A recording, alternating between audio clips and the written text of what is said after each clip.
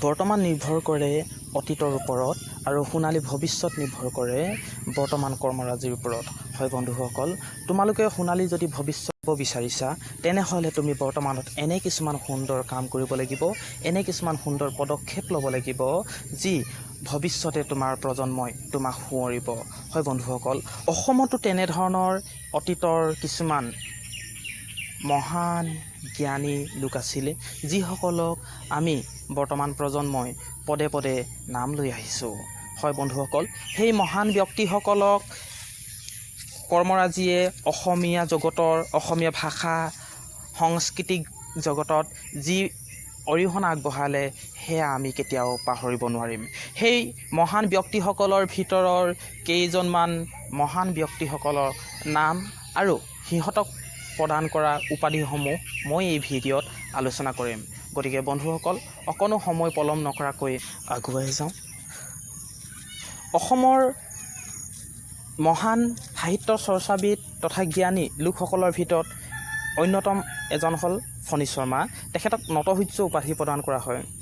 সাহিত্য ৰত্ন উপাধি প্ৰদান কৰা হয় চন্দ্ৰধৰ বৰুৱাদেৱক। বিহগী কবি বুলি জনা হয় ৰঘুনাথ চৌধুৰীক। আৰু ভাঙনি কোঁৱৰ বুলি কাক কোৱা হয়? আনন্দ চন্দ্ৰ বৰুৱা। কলাগুৰু বুলি জনা হয় বিষ্ণু ৰাভাদেৱক। কৰ্মবীৰ বুলি জনা হয় নবীন চন্দ্ৰ বৰদলৈদেৱক। শেৱালি কবি হৈছে ৰত্নকান্ত বৰকাকতি। লোকপ্ৰিয় বুলি জনা হয় গোপীনাথ বৰদলৈ, যি সকলোৰে মৰমৰ।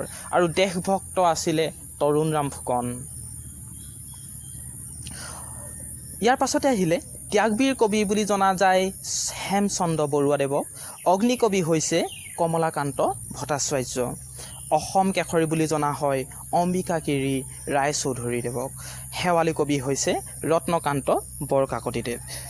ধনী কবি বুলি জনা হয় বিনন্দ চন্দ্ৰ বৰুৱা। প্ৰতিমাৰ খনিকৰ হৈছে চন্দ্ৰকুমাৰ আগৰৱালা।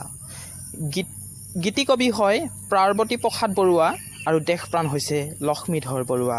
সুধাকণ্ঠ বুলি জনা যায় ডক্টৰ ভূপেন হাজৰিকাদেৱক।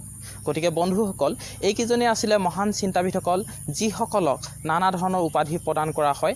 আৰু বহুতো এনেধৰণৰ মহান জ্ঞানী লোকসকল আছে যিসকলক বিভিন্ন উপাধিৰে প্ৰদান কৰা হয়। মই আগলৈ এই ভিডিঅ'সমূহৰ যোগেদি সেই মহান ব্যক্তি তথা কি নামেৰে উপাধি প্ৰদান কৰা হৈছিলে সেইসমূহ মই বুজাই থাকিম। ধন্যবাদ।